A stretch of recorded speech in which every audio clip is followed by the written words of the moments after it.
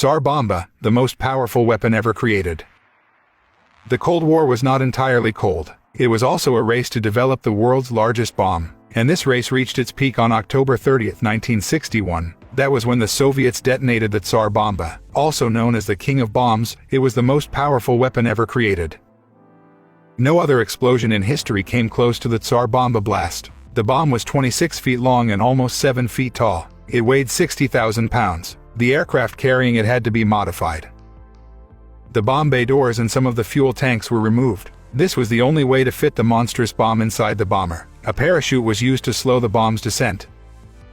It was detonated high in the atmosphere to reduce its impact on the ground. Still, the blast created a mushroom cloud 42 miles high.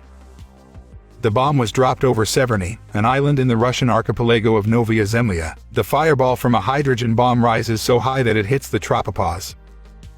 That's the boundary between the troposphere and the stratosphere. Then the fireball flattens out, creating the familiar mushroom shape.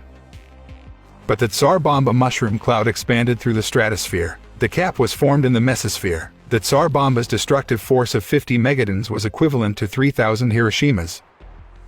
It was 3 times as large as the biggest bomb ever detonated by the US. The flash from the explosion was seen 620 miles away. Radioactive fallout swept over Scandinavia. The bomber that dropped the Tsar Bomba was hit by the shockwave. The aircraft had managed to put 28 miles between itself and the blast. But the shockwave traveled faster than the speed of sound. It caused the plane and caused it to fall rapidly for almost a mile. Remarkably, the pilot managed to wrestle back control. Soviet leader Nikita Khrushchev was immensely proud of the new bomb. He had casually mentioned it before the official test.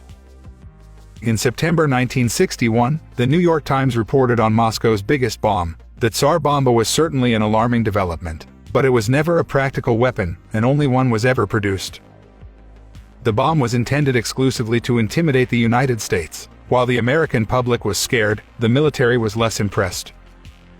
Roswell Gilpatrick, Deputy Secretary of Defense, dismissed the weapon. He said its value was so questionable that it was not worth developing. Indeed, nuclear experts agreed that the bomb was too large.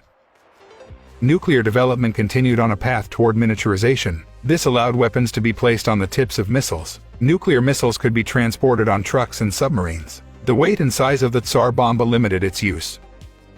The specially modified bomber that carried it had a limited range and speed. Intercontinental ballistic missiles soon replaced bombs in the arms race.